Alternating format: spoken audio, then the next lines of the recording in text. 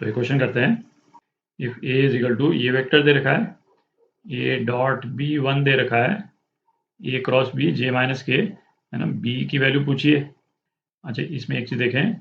अपने को एक तो ए डॉट बी की वैल्यू मालूम है जो कि 1 है। अच्छा, दूसरा हमको मैग्नीट्यूड ए स्क्वायर की भी वैल्यू मालूम है ना, क्योंकि ए तो अपने को पूरा ही दिया हुआ है। मैग्नीट्यूड ए स्क्वायर क्या है, 3 है। और ये अपन इसलिए नोट कर रहे हैं क्योंकि ए डॉट बी और मैग्नीट्यूड ए स्क्वायर अपन ने जब वेक्टर ट्रिपल प्रोडक्ट की प्रॉपर्टीज कुछ देखी थी, कुछ रिजल्ट्स देखे थे, उसमें अपन ने क्या देखा था कि ये जो वेक्टर ट्रिपल प्रोडक्ट है ए क्रॉस बी, है ना, इसमें ये दोनों टर्म्स आती हैं।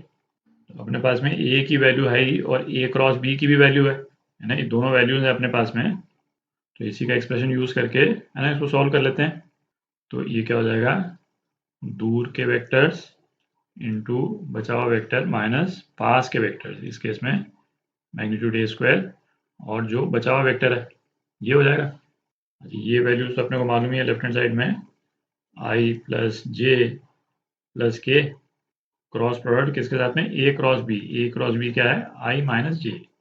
और ये किसके बराबर हो जाएगा, ए डॉट बी 1 है तो केवल ए,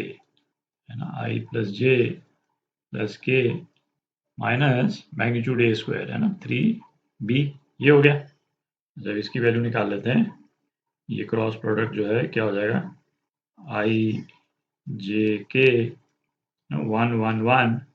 0 1 माइनस 1,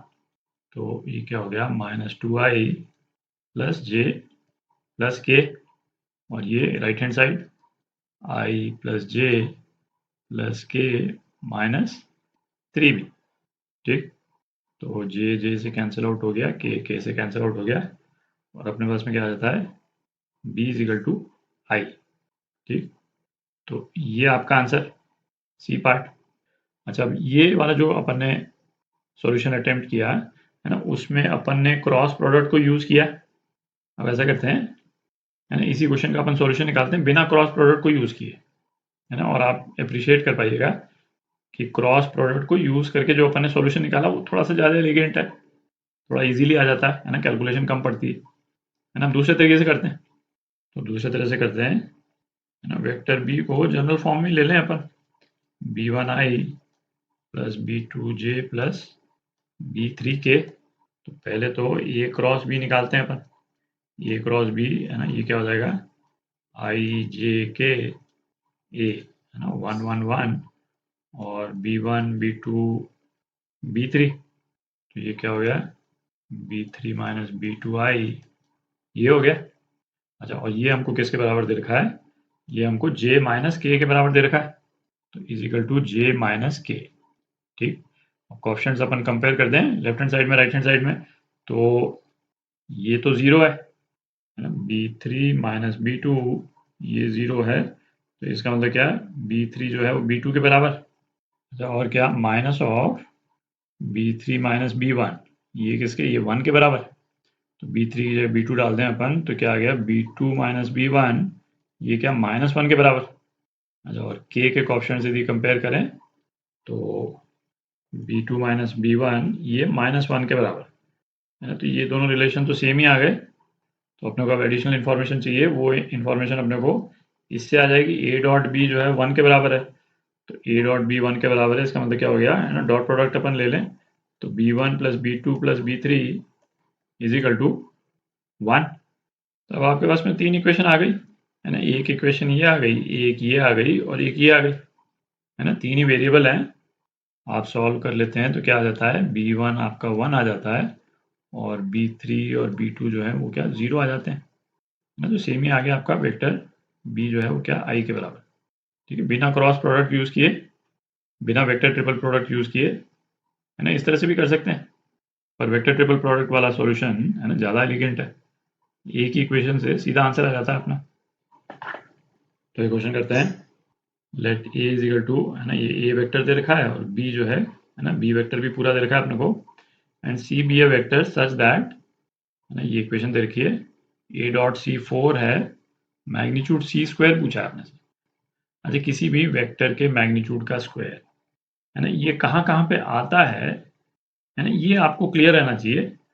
जैसे ये वाला जो एक्सप्रेशन है 3 तरह की सिचुएशंस में आ सकता है ना, और डिपेंडिंग ऑन कि आपके क्वेश्चन में क्या-क्या दिया हुआ है, आप है ना तीनों में से कोई एक सिचुएशन को आप यूज़ करेंगे। भाई जैसे या तो C cross A cross C इस वाले एक्सप्रेशन में आएगा,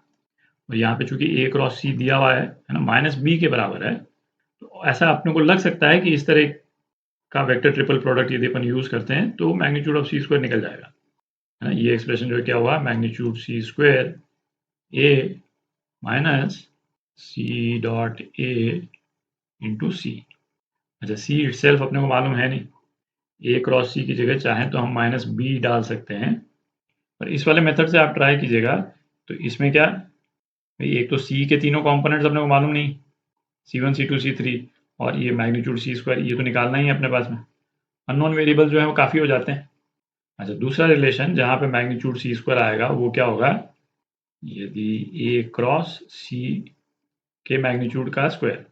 है ना, लैग्रांजेस आइडेंटिटी अपन यूज़ कर रहे हैं, तो ये क्या हो जाएगा, magnitude A square magnitude C square minus A dot C का स्क्वायर। और इसमें आप देख ही सकते हैं, है ना, सारी चीज़ें मालूम है अपने को इस इक्वेशन में एक्सेप्ट मैग्नीट्यूड C स्क्वायर, है ना, तुरंत निकल जाएगा। तो कहने का मतलब क्या है कि जैसे कहीं पे भी आपको जैसे मैग्नीट्यूड C स्क्वायर नज़र आए और आपके दिमाग में हो कि भाई वेक्टर ट्रिपल प्रोडक्ट में आता है, चलो इसी से करते हैं, तो कोई ज़रूरी नहीं है कि यही एक मेथड होगा उसको सॉल्व करने का। और तीसरी सिचुएशन क्या हुई, भाई जैसे A माइनस बी के मैग्नीट्यूड का स्क्वायर, है ना, इसमें भी आएगा आपका मैग्नीट्यूड C स्क्वायर, इसको C कर दें तो, बट इस तरह की इन्फॉर्मेशन तो है ही नहीं अपने पास में, तो इसको तो वैसे भी नहीं यूज़ करेंगे अपन। तो ये रिलेशन अपन यूज़ करते हैं, तो A क्रॉस C, है ना, ये बेसिकली क्या है, माइनस बी है ना, यहाँ से A cross C minus b के बराबर का square is equal to magnitude A square. Magnitude A square क्या है, 2, है ना, under root 1 plus 1 magnitude C square minus A dot C, ये भी दे रखा है अपने को, है ना, 4 दे रखा है, जो 16 हो गया। मैग्नीट्यूड B का स्क्वायर, है ना, ये क्या है, ये 3 हो गया, is equal to twice magnitude C square minus 16, तो मैग्नीट्यूड C स्क्वायर कितना आ गया, 19/2। ठीक, तो ये आपका आंसर